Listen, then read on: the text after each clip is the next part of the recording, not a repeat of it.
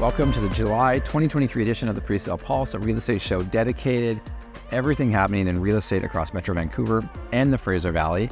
Now, I'm your host, Brian Lalonde, and ladies and gentlemen, give it up for MLA's rainmaker in real estate, Susanna Gonçalves. Hey, well, nice to be here. I like that one, rainmaker. Some alliteration there. You are. I dig it. Yeah. I think that one's nailed. Suze, let's talk real estate. Macro, do you want to start with that? Yeah, absolutely. There is certainly no shortage of headlines right now. Rates. We had 4 consecutive months of rate pauses earlier this year, and there was even talks of rate cuts by the end of the year. And so I think the Bank of Canada caught a lot of people off guard when they hiked rates by 25 basis points in June. That put us on guard for July, and so we were a little less surprised to see the additional rate hike in July, but it hurts nonetheless, I got to be honest. The first one felt like it was a surprise to many. The second one felt expected, and I think all of us are trying now to understand what it means. How does it shift our trajectory? Yeah, simply put, our economy has been surprisingly resilient in a way that surpassed the Bank of Canada's internal models and forecasting. Inflation continues to trend down, yes, but many components remain sticky, and above all, spending surged in the first half of the year, an indicator of a hot economy. That's well said, Suze. And we've discussed on this channel before the pent-up demand in the market and the record levels of savings that consumers had due to the pandemic. So it's not really that surprising that we're seeing consumers coming out and spending right now in a really big way. Yeah, and right now they haven't been forced to deal with their mortgages just yet. We've got lots of extended amortizations, but we don't see a lot of distressed selling, and so that's helping as well. And so say what you want about the Bank of Canada's decision, but this phenomenon has been very evident for us in the real estate market. Sales activity has been unexpectedly strong over Q1 and Q2, and price appreciation levels have already surpassed most forecasts for 2023 in just the first half of the year, due to the lack of inventory, of course. Yeah, and I think most expected a lot more hesitancy and sluggishness in the market by now, and I think that we've all been pleasantly surprised. Factors like explosion in immigration are contributing to a different picture. New residents spend in all sorts of areas. This is including housing, and our expectation is that it's going to continue. Yeah, and so as mentioned, it was foreseeable then that the Bank of Canada would raise rates one more time during this month's meeting, which they did so by another 25 basis points. Yeah, and at the same time, there are good reason to believe that this will be the final hike. I know it sounds familiar. This month's labor and inflation reports provided some strong context and leading indicators that these measures are likely going to cool further over the next few months. On top of that, a study of the Bank of Canada's history of decision-making shows that we're already well beyond the path of past cycles. We've hiked both faster and higher than ever before. And while we're not fully there yet, it's undeniable that the rates have begun to have some effect. It's difficult to imagine going much further than where we are already. It seems like it's a thoughtful measure, a fail-safe in a way, and yet I think only time will tell in terms of the data. The two takeaways here are the Bank of Canada surprised many observers by ending a 4-month break in rate movement with 2 consecutive 25 base point raises in June and July. The first half of the year showed a surprisingly strong Canadian economy, but early indicators are now suggesting a slower second half, and further rate hikes, if any, are unlikely to move us significantly past where we already were. So let's talk about the pre-sale market. In Metro Vancouver, it continues to show positive sales momentum. Buyers are actively seeking opportunities across the region, and developers have responded by bringing more product to the Metro Vancouver market. Yeah, now, after months of increasing demand, it's no surprise that developers have launched a total of 16 pre-sale projects in June. That's a big number. Yeah. It's introducing a huge number, 1,800 units to the market. And get this, that's the most amount of inventory released since June of last year. Yeah, and despite the wave of new inventory, absorptions for the projects launched this month remained really strong at 35%, and that's quite impressive. That's as high as many of the months that we're seeing in some of the strongest markets we've experienced. Yeah, with far less inventory released. That's true. I think among the standout launches, Harlin deserves special mention.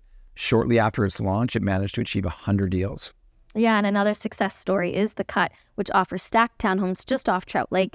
Since its launch in mid-June, it has already sold over 65% of its released inventory. Clearly, buyers are loving what it has to offer. Yeah, and those aren't small price points, right? Being stacked townhouse product, I think that there's some real movement there in that marketplace. Let's not forget to mention also Komo by Strand, which has seen a tremendous response during the first 2 releases of homes. Upcoming release of penthouses and other highly desirable homes coming very, very shortly. There's a lot of demand for that. Yeah, nice plug. We're definitely proud of the success we've seen there.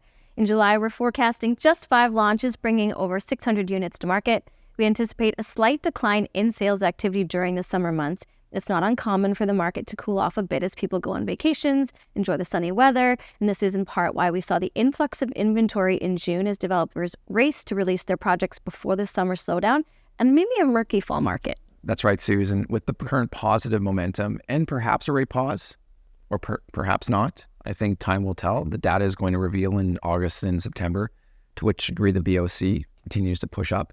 But what is certain from our perspective at this point is that we will continue to see demand for pre-sale increase, whether rates hold or rates increase. But what we do know is that pre-sale pricing and pre-sale demand is going to continue to stay strong. The expectation is that in either scenario, resale will either hold at its current affordability rates or it will become less affordable. And if you're looking for a home today with limited inventory, I think that you're going to find your way into the pre-sale marketplace regardless. Yeah, agreed. Okay, so let's review some takeaways here on the pre-sale market. Number one, we saw sales absorptions remain steady even as the largest wave of inventory entered the market in June. Number two, we're expecting a launch activity to moderate in the coming months as developers prepare to launch in the fall market. This will also be a great opportunity for active programs to absorb inventory before additional programs enter the market. Two key takeaways there. So let's talk about some other projects. We touched on a couple already. Let's talk about towns at Lynn. Located in Lynn Valley, these 4-level townhomes are the third phase of the Lynn Master Plan by Mosaic. Correct me if I'm wrong, Ryan, but I believe these are currently the only townhome products in Lynn Valley. That's right, Suze. We're mainly seeing active projects in Lonsdale and Seymour area right now, and even there are very few options. So towns at Lynn may be a clear choice for those looking to stay in the valley or even in North Vancouver at this point. Yeah, and I think that's exactly what they've been seeing. Most buyers at towns have been families that grew up in the area. As mentioned, they're offering 3- and 4-bedroom townhomes at a blended price per square foot of about $1,080, which is actually more than what their concrete product is in the same master plan sold for back in 2021. Isn't that incredible? Yeah, it's crazy to think about.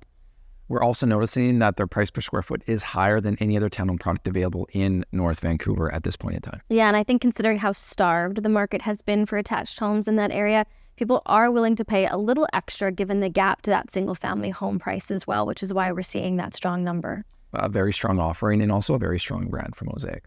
I think, Suze, people are finding also the value in that towns at Lynn, they launched back in May with 46 units, and they're now sitting approximately 50% sold. All right, next up, let's talk a little bit about Garden 11, one of the many wood frame condos that we've been seeing popping up around the commercial Broadway area over the past couple of years. This 4-story wood frame development is offering 40 units. It's ranging from studios to 3 beds, blended price per square foot. It seems like it's hovering around $1,225 by Aree Developments. It also seems that every one of their homes features a flex room, which is obviously an interesting design choice. Yeah, to be honest, Ryan, I'm not sure how I feel about some of those flex rooms. Taking a look at their plans, some of the flex rooms are a bit awkward, a little narrow, not adding a ton of value, which might slow down their sales pace given the price that they're asking for and the larger sizes of these homes. Yeah, like at that price per square foot, every flex space is offering anywhere from an additional $40,000 to $70,000 worth of aggregate price point. I think that unless there's value, as you're saying, it's very challenging to make sense of it. I also definitely get where you're coming from, Suze. I think given its proximity to the SkyTrain and a starting price point of $550,000, this may be an attractive option for investors that really want a Vancouver address. The only thing I'm getting some hesitation on is the price per square foot for this area. Now, if you take a look past projects in 2022, anything over $1,200 per square foot has struggled. This can be seen with Ace on the Drive and 255 Oak Garden, both comparable projects, which are both less than 40% sold. So this could be a bit of an uphill battle for Aree Developments. Yeah, we'll have to continue to watch and see how they do. All right, Suze, last but certainly not least, let's talk Woodland block located right next to Garden 11, offering 72 1- to 3-bedroom flats, 2- to 3-bedroom townhouses, blended price per square foot around $1,225 by First Track Development. Woodland block is quite focused, it seems, on creating community within the development. They're offering many communal areas. They'll also be fostering a really strong sense of camaraderie. Yeah, absolutely. Now, you're seeing a lot of amenities that you normally don't get in a townhome development offered at Woodland block, such as putting greens, life-size chess sets, which I think will really attract the demographic in East Vancouver. Yeah, it's something to enjoy right outside your door, and most towns just do not have the space for it.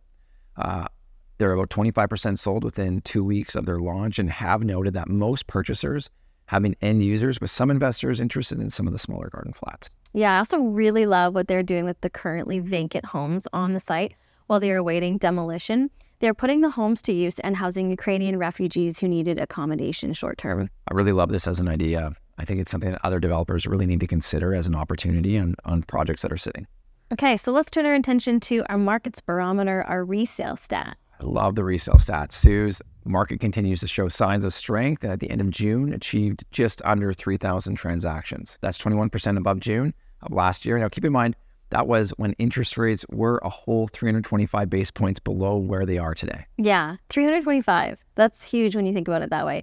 Looking at the market, a lot of the fundamentals have remained consistent. We were in a tight market last year and immigration was surging. Recent shifts in outlook and overall market confidence has been such a strong driver in demand. Suze, I completely agree. Pent-up demand has also been at play. We've said this before, it's time in the market rather than timing of the market. That's what's most important. Active inventory remains low with only 9,900 listings for this month. That's remarkably less than what you'd think. Yeah, we're seeing a slight increase compared to the previous month with a 7.5% raise in active listings, but overall still well under the 10-year average. I mean, it's such positive news at this point. This is the first time in over 6 months where new listings coming on to the market align with the 10-year average for the month, which should support market conditions in the fall if sales decline and this trend continues. Yeah, and of course, talk of supply, hard to not talk about prices. Composite benchmark pricing rose 1.3% across Greater Vancouver, with values now just a hair below what they were last year. That's unbelievable. And what that begins to indicate is that we've nearly completely recovered from the shift in interest rates that we saw nearly 12 months ago. Now, if I was a betting person, I don't think it'd be unreasonable to say that we'll see benchmark pricing return to 2022 levels by September. Yeah, so overall, we saw the resale market have a pretty strong spring. Low inventory and returning confidence in the market has brought resale values just under where they were last year. A summer slowdown in sales volumes is expected as people focus on vacations and adjusting to the new interest rates, setting us up for a very interesting fall market.